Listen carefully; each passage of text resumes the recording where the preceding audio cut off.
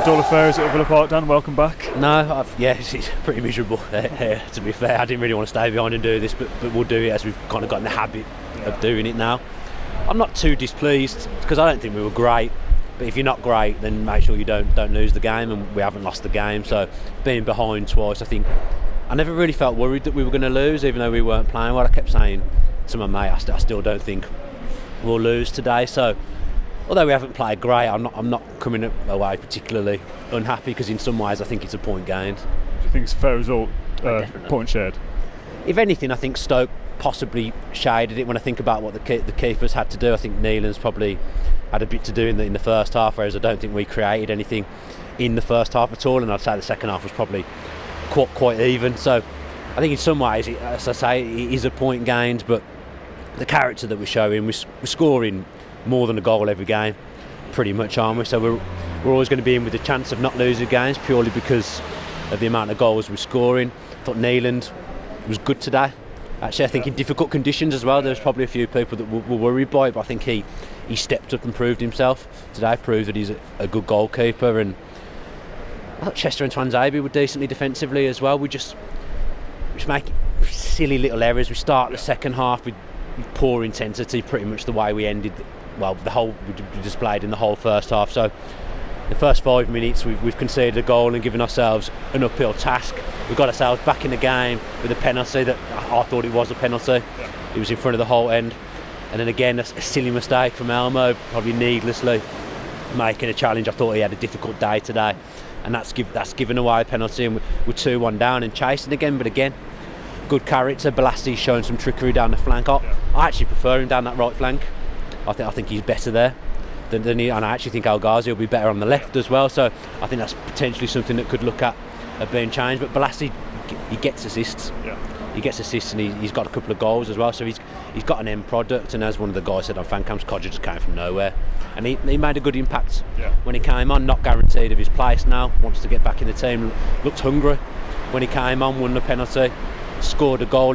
It's good to have options in those areas, but it's the areas where we don't have the options that are the concerns. Because I thought Alan Hutton had a good game coming forward, a decent game coming forward, but I just don't think he looked as comfortable at left back, and I didn't think Elmo looked comfortable at right back today either. We're lacking options in the middle of the park. There's no like for Jack, which is a problem, because all the midfielders are good players.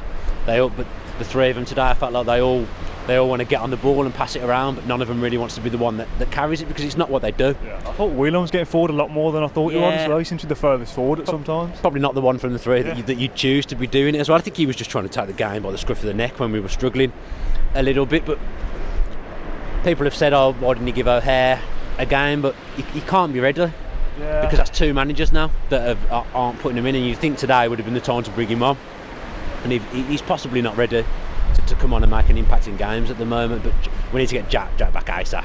I said to you in a preview, I felt like maybe under Smith that an injury wouldn't hit us as hard because we play a certain way, but we did miss Jack, didn't we? Obviously it's inevitable to mention we missed Jack Grealish, because obviously you miss a player like that, but I thought maybe the system would pull through, and it doesn't really, because you can't, like you say, there's no light float replacement for him. No, and I know people didn't like him last season, but Onuma was at least a ball carrier in the midfield. He could get on the ball, and he could dribble within. He had a trick in him, and that's obviously what Jack's got. So it's a problem not having someone like that, because, as I say, the other three, they all want to get on the ball. They don't want to be the one coming forward with it. So hopefully he's not out for too long, but I think he's probably going to be out for the foreseeable. A couple of substitutions. Obviously Codger comes on, changes the game, wins the penalty, scores the second goal, and we go 2-2, and he was going to bring Hogan on before that goes in. He still does it anyway.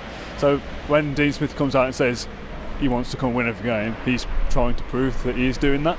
And because he could have not brought Hogan on and kept Whelan on to try and just see out the 2-2, but he kept going and trying to win the game. He wants to win, and on another day, that Horahan cross when we were on the break flashes across the goal, and someone's on the end of it. I'm not sure where Hogan was at the time, but that's what he's on the pitch for, when you got in there to get on the end of those things. And it was a good ball in. So in another day, that goes in.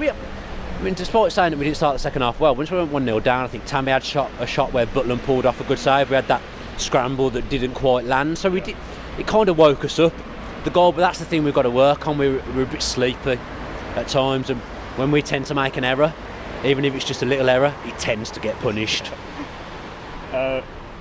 Do you think this is the game that almost is a little bit of a, not a setback, but a bit of a reality check to go, we aren't, because we've gone to Derby and Middlesbrough away and games like, and you tear them apart, and then you come here 2-2 with Stoke. It's feels a little bit flat to what we've got used to previously. I get what you're saying, but I don't really feel like that. I think we're a better side away from home. Weirdly, we never used to be that way. No, I think we play better football away from home because teams at home are going to come out a little bit more. Yeah. But I credit Stoke. Someone's against. I think Sam said it on fan cams.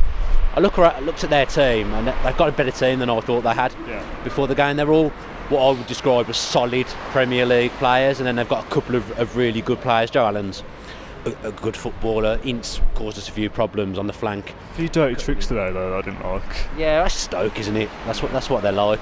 My dad missed the game today and he said I don't mind missing it because it's Stoke. And it seems to be whoever their manager is, they're just a horrible team to play against. But first half they were better than us. First half they did the things in the first half I would have expected us to do, and I think we gave them a bit too much freedom, which surprised me. I mean, Ryan Woods wasn't as heavily involved in the game as he was when it's a Bruce side against Brentford, but he still had too much time on the ball. And Smith knows Ryan Wood. Smith knows Ryan Wood better than anyone. Like he'll know. I mean, we don't know what he said in his post-match, but I imagine he's probably not happy today. Oh no. Well, we've played better than that before, and he's come out and gone, "Oh, we were average today." So I'd imagine he's been pretty scathing with that, to be honest. Yeah, and that's good. And he'll get them in training tomorrow or Monday. And he'll work on the things we haven't done well today. I think next week will be a good game because I think it'll be two sides that come out and try and play a similar mentality. They like a press, they like to come forward and score goals. I think next week will be a really good game. It's a miserable weather today. Stoke are a miserable side. I think, you know what, 2-2 really at the end of the day, is it that bad?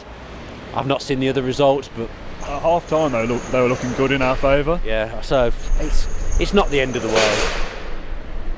Keep looking at Cameron, it looks like it's about to go, so keep thinking that's the line. We'll wrap up in a sec. Just quickly on Leeds, I haven't told you yet, but I think me and James are doing the preview again. We're going to meet up for it, so your thoughts on Leeds very quickly. Good game, you already said, but what's going to actually happen? I mean, I'm disappointed to learn that I've been dropped right now. You just keep going on holiday all the time. I'm back now, Roller. I think it's the one we need to win because Leeds are above us there, so we need to make some ground up if we've got desires of automatics, and definitely we've got desires of playoffs, which I think we have. I think home, I'm never really worried about us at home.